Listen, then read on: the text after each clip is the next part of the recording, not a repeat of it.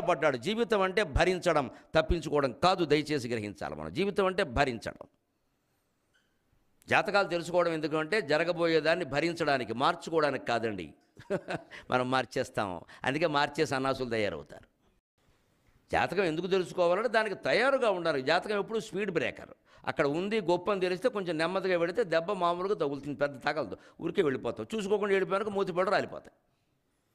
శుభమైనా అశుభమైనా అనుభవించడానికి సిద్ధంగా ఉండాలి. శుభమైతే మారుస్తావా, అశుభమైతే మార్చేస్తావా అంటే మొత్తం నవగ్రహాలు నీ చేతిలో ఉండాలా? ఇక్కడ ఆయన వంకాయలా టెంకాయలా?